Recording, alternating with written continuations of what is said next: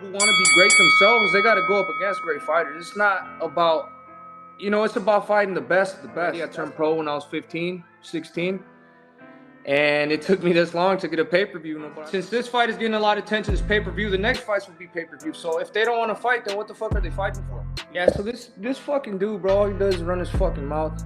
He never has facts right at all. If it wasn't for everybody avoiding me and ducking me, I definitely, 3 fights is where I want to be.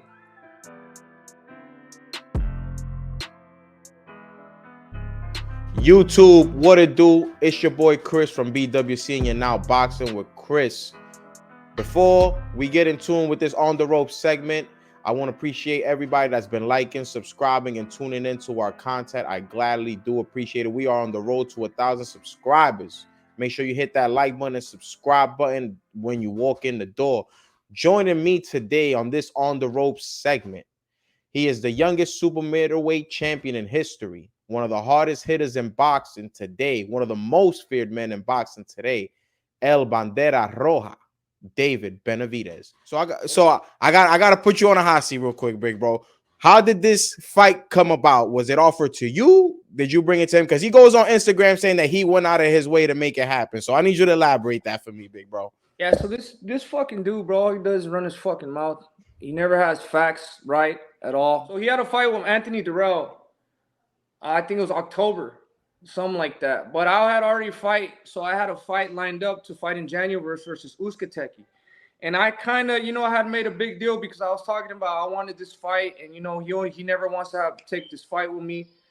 But as soon as he had that fight with Anthony Durrell, I already knew that there's an opportunity for this fight to happen. So we kept just training and stuff. And then Al Heyman called me.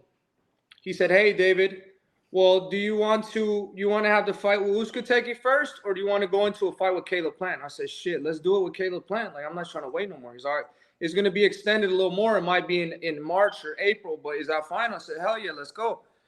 So that's how that came about, man. And so I don't know where Caleb Plant is saying that he made this fucking fight happen. It came from me. Obviously, Caleb Plant, seen that it was a big opportunity too, and he knew I was going to be vocal if he would have turned the fucking fight down. So, that's kind of how that came about, but I'm very happy, bro. I feel like it wouldn't have felt right if I would have took a fight with Uskateki because, for my fans, I really care a lot about my fans, and I want them to have the best fights possible coming from me. So that's how that fight came about, man, and I'm just very happy because, I feel like we're starting off already 2023 with some big fights, and I'm first on the biggest fight of the year, so I'm very excited. All right, so one of the things I'm pretty sure makes you feel happy. So you've headlined at home before, but now you're headlining. This must be a dream, headlining the MGM Las Vegas, your very first pay-per-view. How does that feel? Feels good, bro. It definitely feels really good. It reminds me of like the moments when I was a little kid and I told myself I was going to fight on pay-per-view. And now that this moment has got here, I'm very happy. I've worked extremely hard, man. I've been professional 10 years already. I turned pro when I was 15, 16. And it took me this long to get a pay-per-view, but I feel like all the stuff we've done, as we've done excellent work. We've done an excellent job. And these people are really excited to see this fight. There's like 13,000 tickets already sold. There's not that much left. There's still 2 months left. So I feel like we've done a hell of a job, and we hyped this fight up a lot. And now it's time for me to deliver my performance and win for all my fans. Like I told everybody I was going to knock Caleb Plant out. That's the plan, and we're going to follow up with that plan. What does a big exclamation point win for this? What does it do for your team, and what does it do for David Benavidez' legacy? A statement win on March 25th. What would that do for your career? So a statement win with this puts me into pay-per-view king. It definitely puts me into a big threshold of now I'm in pay-per-view. But that's why I really want to be a pay-per-view star. So I got to put everything on the line on March 25th. And with the knockout win against Caleb Plant, that's exactly what it does. It makes me a pay-per-view star. So when you've had these other, how do you get motivated when guys are avoiding you and you're not getting the fight you want, but then you finally get the fight you want? Is it now like you actually go to the gym like happy now? It's like, or is it, do you still train the same, or now is like now you actually not saying you've underestimated your previous opponents, but now that you've actually got somebody that you wanted, How does a training camp feel now compared Well, to I mean, previous? I've always felt I've always loved boxing. That's the thing that's kept me around for so long. I've never lost my way with boxing. I mean, obviously I've had problems in my personal life and everything, and everybody wants to say this and that. But I mean, I'm a big fan of boxing, bro. I love boxing. I love training, and I love running, and I love doing all that stuff. You know, that's just something for me, that a thing that I love. That's why I became a boxer, because I fell in love with boxing. So it was never a problem me getting to the gym. I only take 3 weeks off after every fight, and I go back into the gym. I'm always training. Even with this fight, I've been in the gym this whole time. So just the only thing is that people think that I don't train because I don't show or I don't post on Instagram, but I'm always in the gym. But now that I have this fight, it makes me put in a lot more work. I mean, I was already putting in a lot of work, but now it makes me work even harder. And it's for a big fight. You know, it's a big fight.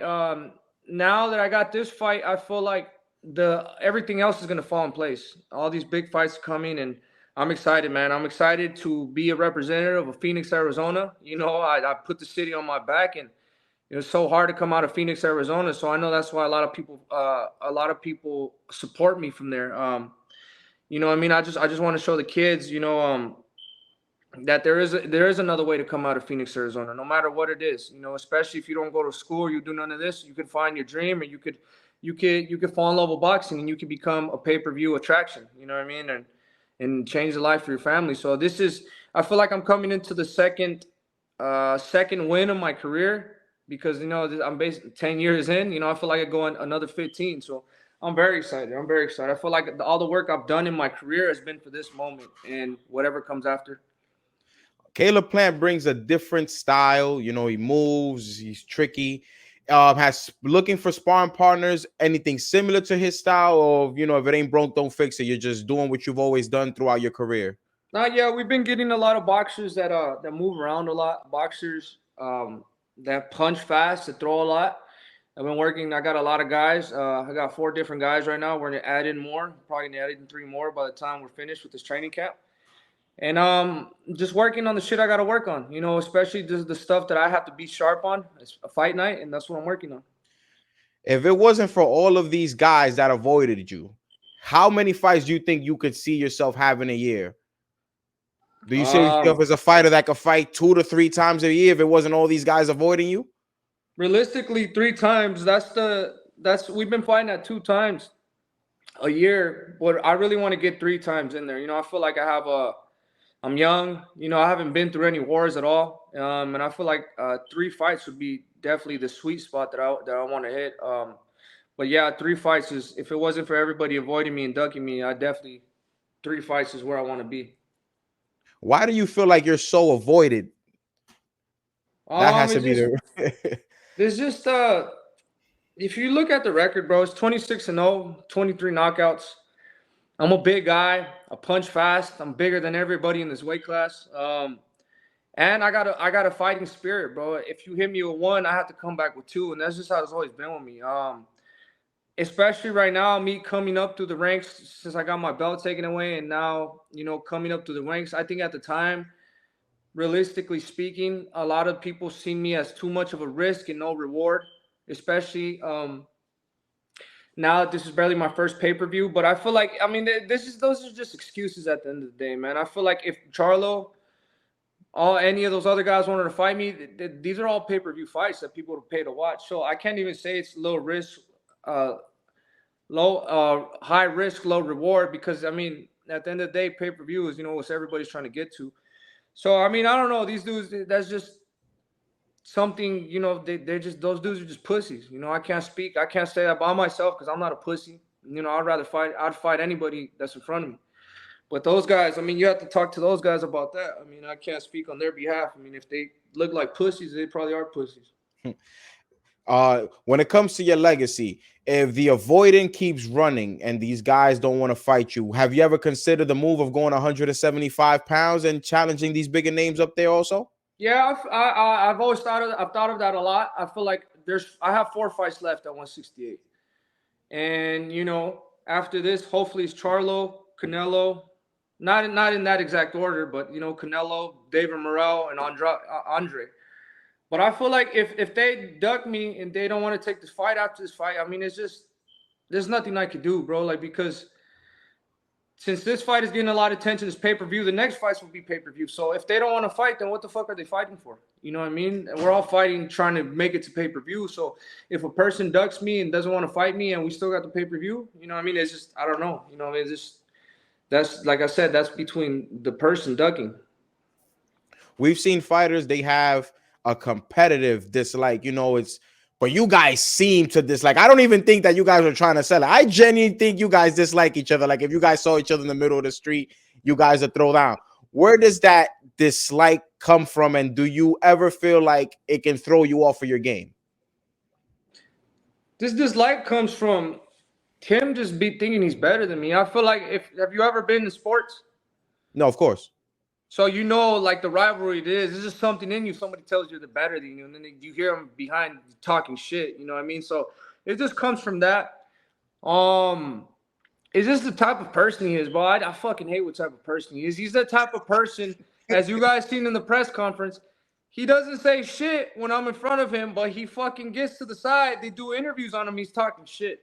I feel like if you're gonna talk shit, don't be a fucking bitch and say it to their face. You know what I mean? Like all that shit he talks and says this and that. But what happened at the press conference, bro? He didn't say shit. He didn't say anything. You know what I mean? And to your guys, he looked like he was cool, calm, and collective. But I know a pussy when I see one, and I know when somebody's scared of me. I've been doing this for too long, so for me not to know what that feels like, you know what I mean? So I'm just, it's just that dude, bro. You're just gonna run into people in life that you just don't like, and that's just what it is between me and him. I seen your fault when I interviewed your dad. He made some statements where he wants to put him in the hospital. My focus right now, it's Caleb Plant. We want to send him to the hospital. We have. I like the unity between you, your dad, Ryu, the whole team. You guys stick together as one. So is it like a whole camp doesn't fucking like this guy? If we had the chance to just catch him outside. Bro, so like you seen that shit that happened. So these dudes, when we're all on their ass, bro. I don't give a fuck about none of that shit. We went in there and these dudes, his camera people, try to like rough up my camera guy and like put him like in a fucking arm, like chokehold. But they're playing with him. They're saying, "Oh yeah, you better not come over here." So I immediately told my camera guy, "What the fuck? Why are you letting these fucking guys do that shit to you?" It's just not. I'm not gonna allow that shit. So that's why I had told my other homie slap the shit out of fucking their camera guy. So it's just everybody's on. It's just the whole camp is like that, bro. But I mean, it is what it is, bro. Sometimes this is what sells fights because this is real genuine beef. And it's not just between me; it's between the whole fucking team. So whatever they want to do, I mean, I'm with whatever. I'm not gonna let nobody disrespect me, my team, and I kind of don't want to give off this persona. I'm just here talking shit to everybody because I'm not really like that, bro. I like to be quiet and calm, but there's just some people that they're really gonna try to test you, bro. And I'm not going for none of that. I'm not gonna lie, you've grown on me. I'm not gonna say I didn't like you, but you've grown on me. I'm like, he's just in the wrong era. He would have been good 10 years ago, I think. But one thing, were you impressed over his win over Anthony Dirrell, since that's a common opponent that you guys have in common? Were you impressed, or will you feel like that's something he was supposed to do?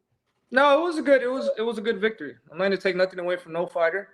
It was a good victory, but if you see the whole fight, I mean, he was getting hit with some good shots. Everybody makes it seem like it was just that one punch that knocked out Anthony Dirrell, and Anthony Dirrell didn't do shit. But Dirrell was catching him with some good shots. And I've been in there with Dirrell.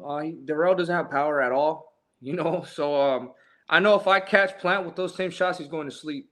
And I don't know if you've seen the whole fight, but like, come on, dude, they had fans were there booing the whole fucking fight. I think there was one round where they're booing the shit out of him because they didn't want to engage with each other. So I mean, he had a good fight, but I just don't understand why nobody's bringing up how he looked against Porky Medina. We bringing up common opponents. I fucking knocked Medina the fuck out, and when he fought Porky Medina, he didn't do shit. He didn't do anything. You know what I mean? So, I mean, it's just like a lot of these people think that he's just going to outbox me. He's going in there. He's going to go in there, outbox me. I've never been outboxed by anybody. Fights or sparring. Everybody I've touched, I've hurt. Every single fucking fight, every sparring session, everybody I touch, I hurt. Believe me when I tell you this. I'm not lying. And so what makes you think Caleb Plant is any different? You think that he's going to be able to run from me the whole 12 rounds? Or you think he's going to go in there and knock me out? You know what I mean? It's just like a lot of these people, I mean, I understand that this is art. I mean, this is at the end of the day sweet science. When people always say that the smart boxer beats the pressure fighter that comes up and throws power shots. But look, think about it, bro. I'm a bigger guy. I'm like 3 inches bigger than him. You know what I mean? I hit hard. My resume, I have more knockouts in my resume. We could say that I didn't knock anybody out, but he didn't fucking. The 13 people he knocked out, they weren't nobody either. Why? Everybody he fights, they're not really that good. Only the past 3 opponents are pretty good. And so why hasn't he knocked everybody out? You know what I mean? So, I mean, it's just a lot of shit that's been going on, a lot of shit that people have been talking that's been getting me, you know, I'm not going to say mad, but it's been motivating me a lot. You know, I listen to what everybody says, and even people that I thought were on my side, they're saying that I'm going to lose. So I'm gonna prove everybody wrong.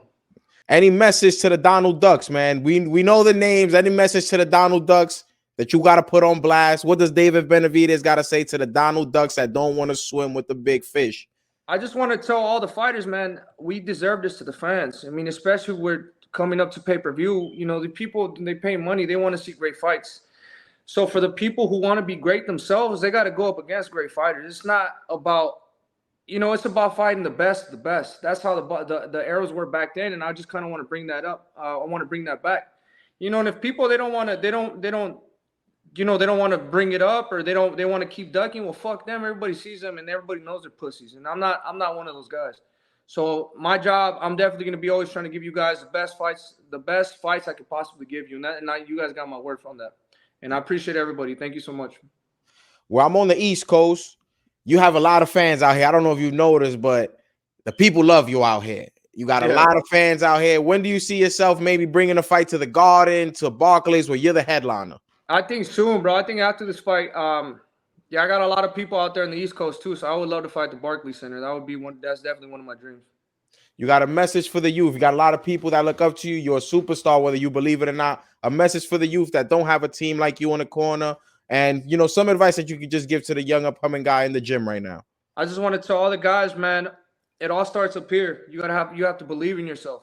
You know, a lot of things might not happen your way, but you always gotta be consistent and work hard and stay dedicated. You know, there's always you're that close, you're this far away from whatever you want to accomplish, and it's not easy. Nothing is ever gonna be easy. Everything that's worthwhile is not easy. You know what I mean? So as long as you believe in yourself, you have faith in your God, you can accomplish anything. All right. Last question before we wrap it up, David. Where do you see yourself in the 5 years? I know it's far away, but where does David Benavidez see himself at the age of 31? What certain accomplishments do you want to accomplish? I want to see myself. I want to definitely be on the pound for pound list. I want to be unified at 168, and I want to be unified at 175 too. I know it's a tough task to do, but those are my dreams, and I'm going to accomplish them. David, I appreciate your time. I appreciate you. Best of luck out there. I'll see you in Vegas. We're going out to Vegas, so we'll definitely catch you out there. Best of luck to you out there. Praises to you and the family. You have a good night, and we'll be in touch, champ. Yes, sir, brother. God bless.